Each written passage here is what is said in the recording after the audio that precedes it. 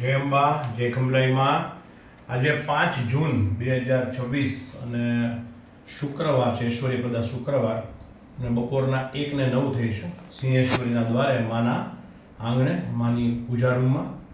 ભાઈઓ, આપણે જ્યારે ડિસેમ્બર 2027માં પૃથ્વીની ઉત્પત્તિથી આજ સુધીનો સૌથી મોટો એવો યજ્ઞ શ્રી મહાશક્તિ ખંભલાઈમાં મહાકાલ મૃત્યુંજય કોટી રુદ્ર મહાયાગ કરવા જઈ રહ્યા છીએ. એ નિશ્ચિત છે, ખંભલાઈમાં અને ભોળાનાથ કરાવશે જ. પણ એ પહેલા બધા ભાઈઓની ઈચ્છા હતી કે આપણે ડિસેમ્બર 2026માં કંઈક કરવું જોઈએ, એટલે આપણે વાત થઈ એમ શ્રીમદ ભાગવત પુરાણનું નક્કી કરેલું છે. હવે ફોરેનમાં વસતા આપણા કેટલાય પરિવારોનું એવી ઇન્ક્વાયરી હતી, એની ક્વેરી હતી, કે એવી આતુરતા હતી કે આપણે પરમ કલ્યાણકારી શિવ પુરાણ કરી ગયા, પરમ કલ્યાણકારી દેવી ભાગવત કરી ગયા, અને જ્યારે આપણે લક્ષચંડી મહાયાગ કર્યો ત્યારે આપણે કીધું 71 પેઢીને તારનારો આ લક્ષચંડી મહાયાગ છે. તો પછી ફરીથી એકવાર આ શ્રીમદ ભાગવત શા માટે? તો પછી શ્રીમદ ભાગવત જ શા માટે? લગભગ બધા લોકો પોતાના પિતૃઓની પાછળ બે કાર્ય અવશ્ય કરતા હોય છે. એક તો ગયાજીમાં સમસ્ત પિતૃઓનું તર્પણ કરવા જાય, અને જો ભગવાને શક્તિ આપેલી હોય તો શ્રીમદ ભાગવત કરે. સૌથી બેસ્ટ તો છે આપણે વાંચીએ.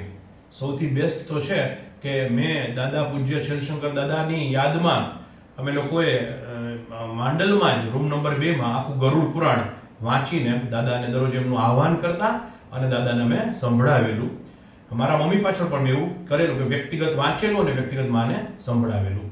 પણ બધા પાસે એક ક્ષમતા હોતી નથી. અહીંયા પ્રશ્ન એ છે કે એક કૂપમંડુક વૃત્તિ નામનું આપણે ભણેલા છે કે કૂવાની અંદર એક દેડકો હોય તો એ દેડકો ઉપર જોવે તો એને માત્ર ને માત્ર કૂવા પૂરતું આકાશ દેખાય, એટલે એને એમ લાગે આટલી જ દુનિયા છે.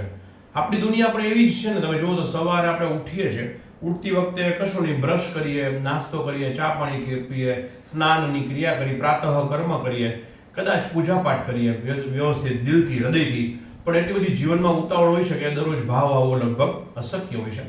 સીધા આપણે ઓફિસે પહોંચી જાય કે ધંધાના કે રોજગારના સ્થળોએ પહોંચી જાય, ત્યાં આપણે કરીએ. We are the hollow men, we are not the stuff main.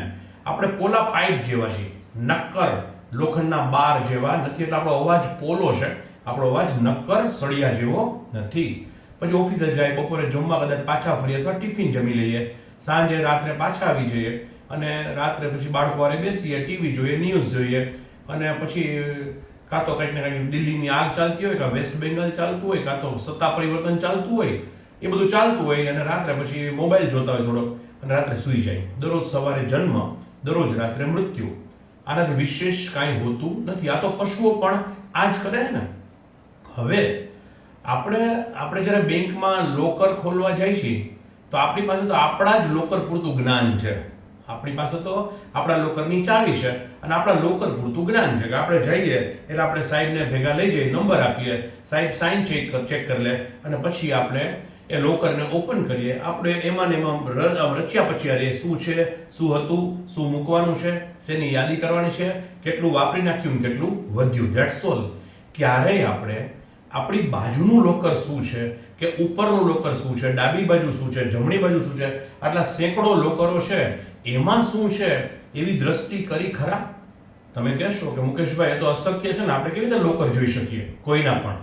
પ્રશ્ન એ જ છે, જ્યારે બેંકના જે મેનેજર છે એની પાસે તો એ સત્તા છે કે કોઈક આવે ત્યારે એની સાથે એ લોકરને ઓપન કરી શકે છે. એ એની કર્ટસી છે, નિયમ છે. બેંકના સાહેબો તમારા લોકરમાં દ્રષ્ટિ કરતા હોતા નથી, ફરજથી બંધાયેલા છે, પણ એની પાસે પાવર તો છે ને. તો આપણે એવું કર્મ કરે જ રાખવાનું છે કે આપણે એક લોકર છે આપણી પાસે, જે આપણા ભાગ્યનું લોકર છે, જે આપણા સૌભાગ્ય, આપણા સારા વિચારો, સારા કર્મ અને ભવોભવનું લોકર છે, જેની એક ચાવી ખંભલાઈમાએ આપણને આપેલી છે. અને એક ચાવી ખંભલાઈમાએ પોતાની પાસે, ખંભલાઈમાં બેંકના મેનેજર એટલે કે આખા બ્રહ્માંડના જેટલા લોકર છે એની અધિષ્ઠાત્રી દેવી છે, એની પાસે એક ચાવી છે. આપણે આપણા લોકરની ચાવી લગાડી જ રાખવાની. જે દિવસે ખંભલાઈમાં એના તરફથી પણ ચાવી લગાડી દેશે, આપણું ભાગ્યનું લોકર ખુલી જશે. પણ આપણે થાક્યા વગર જે આપણું જે લોકર છે એને ખોલવાની કોશિશ કરે જ રાખવાની છે. બીજા લોકોમાં શું છે એના માટે આપણે ચિંતા કરવાની જરૂર નથી, પણ આપણે એનું જ્ઞાન હોવું જોઈએ કે આપણે તો કદાચ સૌથી નીચે છે. એટલે આપણે વારંવાર બોલીએ છીએ ને, કોકને પૂછીએ કે તમારે લક્ષ્મીજી જોઈએ છે, તો બધા હા પાડી દેશે, હા લાવો આપો આપો. કોઈને કહીએ સમય, તો કે ભાઈ સમય જે આપી શકે દુનિયામાં એ સૌથી મહાન છે, કે જે પોતાના સમયનું દાન તમને આપે છે. પણ આપણે કોઈને કહીએ કે હું તમને બુદ્ધિ આપું, જ્ઞાન આપું, તો કે બિલકુલ જોતું નથી. તમારે મુકેશભાઈ જોતું હોય તો તમારા કરતા 10 ગણું જ્ઞાન તો અમારી પાસે છે. તો મોટે ભાગે આમ જ હોય છે. એટલે એવું કૂવામાંનો દેડકો જ્યારે વરસાદનું પાણી પડે અને ધીમે ધીમે પાણી ઉપર આવતું જાય, જેમ જેમ પાણી ઉપર આવતું જાય, પાણી એ જ્ઞાનની પરિભાષા છે કે પાણી નામના જ્ઞાનમાં એ દેડકો તરે છે. દેડકો જીવ છે.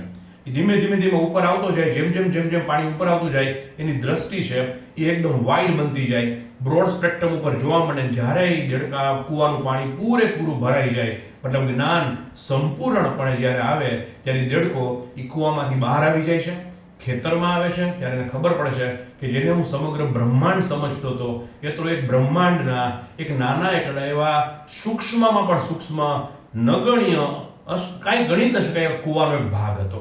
જ્ઞાનનું પણ એવું છે. એટલે આ બુક જે છે એ આત્મારામ કાકાએ લખેલી છે. જન્મ ભારતમાં થયો છે, પણ આજીવન યુએસએમાં રહ્યા.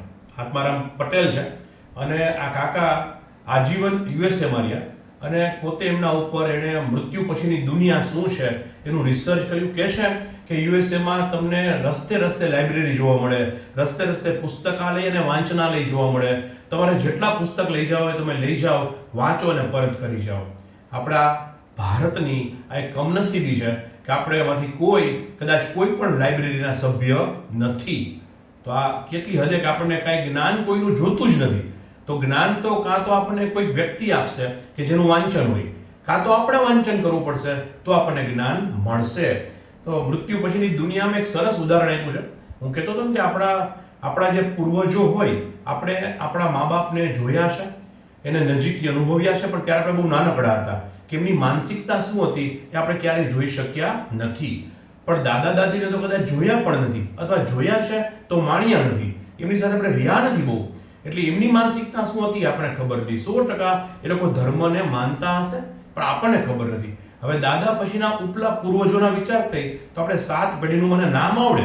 મને કોઈ કહે કે તમારી 7 પેઢીના નામ બોલો, તો મને આવડતું હોય, પણ મારા ધનેશ્વર દાદા શું હતા એ મને ખબર નથી, કે મારા નાનાલાલ દાદા શું હતા ધ્રાંગધ્રાની અંદર એ મને ખબર નથી. એમની માનસિકતા શું હતી, મામા શું હતા, મને ખબર નથી.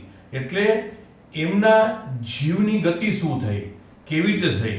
માત્ર એક નાનકડું પિતૃ શ્રાદ્ધ કરી આવીને કે પછી આપણે કહેવાતા ઘણા બધા સ્થળો છે, મોટા ભાગના ધાર્મિક સ્થાનોની અંદર પિતૃ શ્રાદ્ધ કરાવવામાં આવે જ છે, મોટા ભાગના ધાર્મિક સ્થાનોમાં. પણ એમાં ગયાજી, સિદ્ધપુર, આ બધા ચાણોદ, કરનાલી, પ્રયાગ, આ બધા ઉચ્ચ કક્ષાના ગણવામાં આવેલા છે. પણ માત્ર પિતૃ શ્રાદ્ધ કેમ કે આપણા જે પૂર્વજો હતા એની પિતૃઓમાં ગતિ થઈ છે કે નહીં એ પહેલા શંકા છે. ગરુડ પુરાણમાં એક બહુ સરસ વર્ણન છે કે તમે જો થોડોક વિડીયો લાંબો થશે પણ તમને જરૂરી છે. ગરુડ પુરાણમાં સ્પષ્ટ વર્ણન છે કે તમે તમારા ઘરમાં મોટર મૂકેલી છે પાણીના કનેક્શનની અંદર, મટકે તમે પાણીની ચોરી કરો છો. તમારું ખેતર છે અથવા બીજાનું ખેતર છે, પાઇપલાઇન જાય છે, એમાં તમે હોલ પાડીને પાણીની પાઇપલાઇન તમારા ખેતરમાં મૂકી દીધી છે, અથવા કૂવાની અંદર તમે ડીઝલ પંપ મૂકી દીધો છે કોઈકના કૂવામાં અથવા સરકારી ટ્યુબવેલમાં, કે પછી જે નર્મદાજીની કેનાલ જાય છે એમાંથી તમે પાણીના પાઇપ મૂકીને પાણીની ચોરી કરો છો, તો ગરુડ પુરાણ એમ કહે છે અવશ્ય તમારો આવતો ભવ માછલી અથવા જળચર પ્રાણીમાં, મરીન એનિમલ્સમાં થશે. કેવી કમનસીબી હોય પાણીની અંદર, માછલીની અંદર, કે એને 24 કલાક પાણીમાં જ રહેવાનું, એનું અસ્તિત્વ જ પાણીને આભારી છે. પાણી એને સ્પર્શ ના કરી શકે, એ માછલી પાણીને પી ના શકે, અતૃપ્ત જ રહેવાનું. આનાથી મોટી સજા બીજી શું હોઈ શકે? તો ગરુડ પુરાણમાં વર્ણન છે કે ગરુડી આપણી સાઈઝમાં, ગરુડીનું કદ તો ક્યાંય બેસતું જ નથી, પણ 25 ફૂટ દૂર ગરુડી હોય તો આપણે ઘરમાં ના છે, પેલા કંઈક આને બહાર કાઢો. તો એ ગરુડીનો અવતાર એ પણ આત્મા જ છે ને, એની પણ ગતિ ક્યાંક થતી હશે. ઘણા બધાની આ ડોગ્સ હશે, પોતાના પેટ ડોગ્સ હશે, તો તમારા ડોગ્સ એ મર્સિડીઝ ગાડીમાં ફરતા હશે, અને ઘણા બધા કૂતરાઓ છે બિચારા શેરીમાં, એને 2 ટંકનું જમવાનું પણ નહીં મળતું હોય, તો એ પણ આત્મા જ છે ને. બધા તો એક કૂતરાને આમ ને એક કૂતરાને આમ. મેં હમણાં જ એક વનતારાનો વિડીયો અપલોડ કરેલો છે કે 8-8, 10-10 કરોડના તો સિંહ છે. તો એ સિંહને કેવી વીવીઆઈપી ટ્રીટમેન્ટ મળતી હશે, એના બોડીગાર્ડ્સ હશે, એને કેવી કેર કરવામાં આવતી હશે. તો એ પણ સિંહ છે અને બીજા પણ સિંહ હશે, પણ બેની ગતિ અલગ અલગ છે. તો આ બધું જ વર્ણન એટલે પિતૃલોક. એટલે આ એક ડંકેકી ચોટ ઉપર છે કે આપણે સારી સંતતિ, બાળકો હોય જ, પણ સારી સંતતિ જેનાથી તમે ખુશ થાવ, જેનું તમે ગૌરવ લઈ શકો.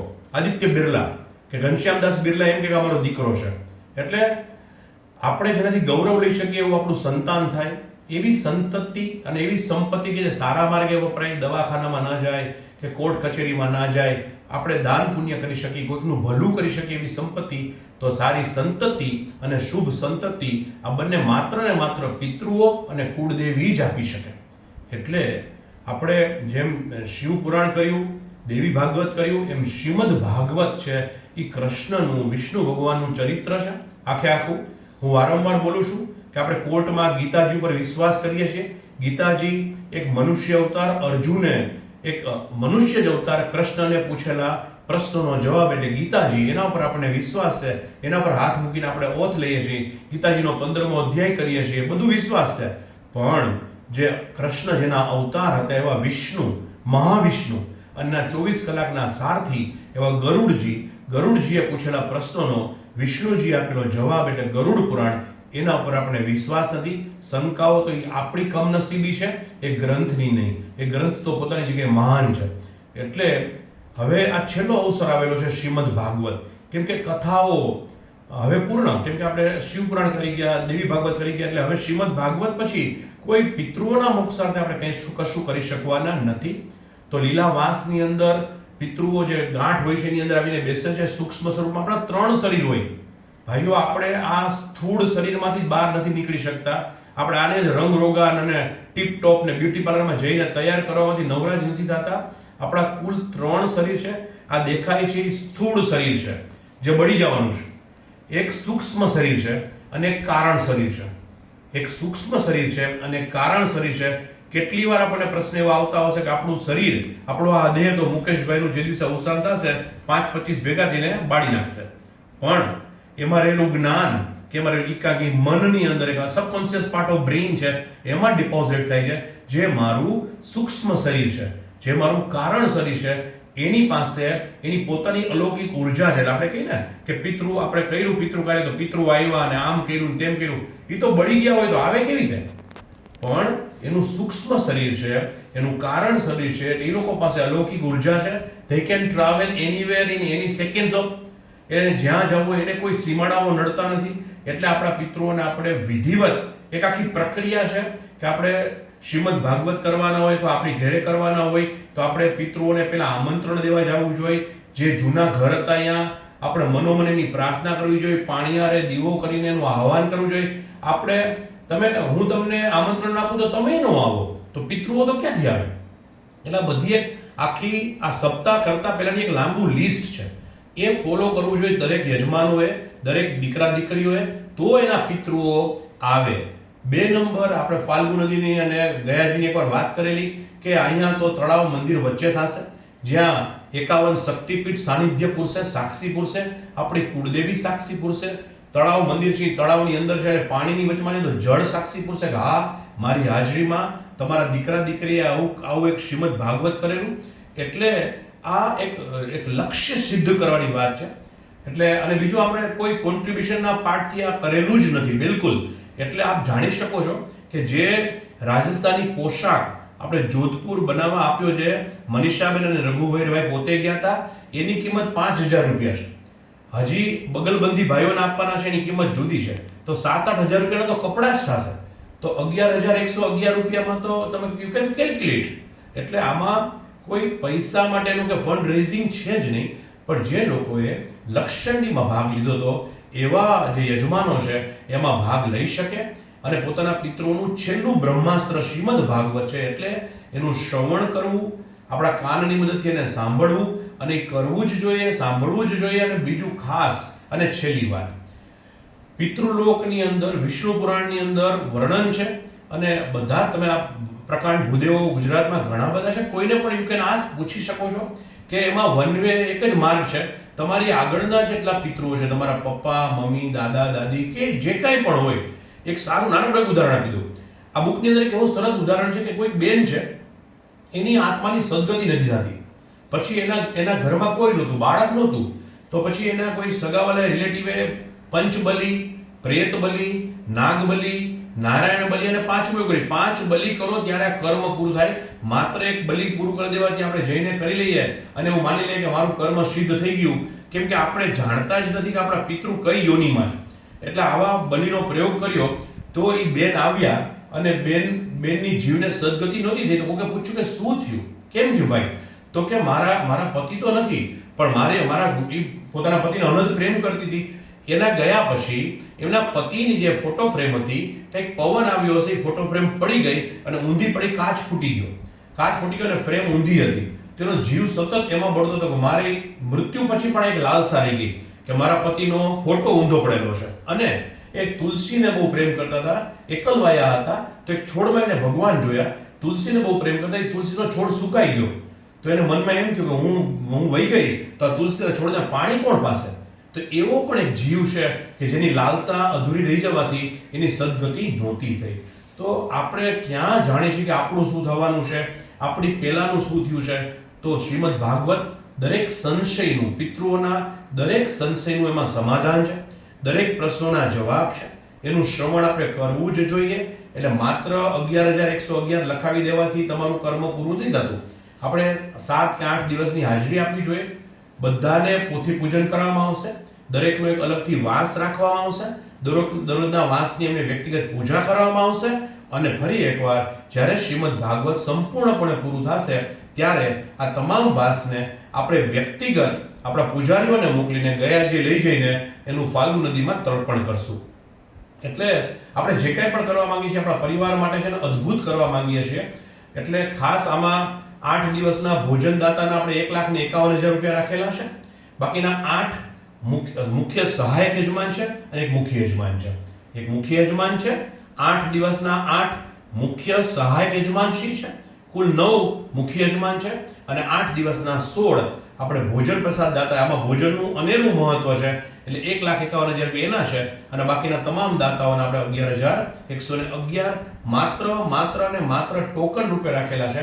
પણ આ આખો પ્રસંગ કેવળ અને કેવળ શ્રી મહાશક્તિ ખંભલાઈમાં લક્ષચંડી મહાયાગના 255 યજમાનશ્રીઓ માટે જ છે. એટલે આ વિડીયોને ધ્યાનથી જોશો, સાંભળશો, વિચારશો. આ બુક મળે તો લઈ લેજો. માત્ર 60 રૂપિયાની પુસ્તકની કિંમત છે અને વાંચજો. એટલું અદ્ભુત વર્ણન છે. અને ફરી એકવાર કોઈ પાસે જ્ઞાન હોય અને આપણી પાસે જ્ઞાન ના હોય તો આપણે નિસ્વાર્થ ભાવે અહંકાર મૂકીને સ્વીકારતા શીખીએ, એના ચરણોમાં બેસીએ, એના જ્ઞાનને આપણે પ્રાપ્ત કરીએ. એણે ઘણું બધું વાંચન, ઘણું બધું મનોમંથન કર્યું હશે ત્યારે એ જ્ઞાનને પ્રાપ્ત કરી શક્યા હશે. એવા પરમ સંતોના ચરણોમાં કોટી કોટી વંદન સાથે જય અંબા, જય કંબલાઈ માં, કેવળ તુજ કરુણા.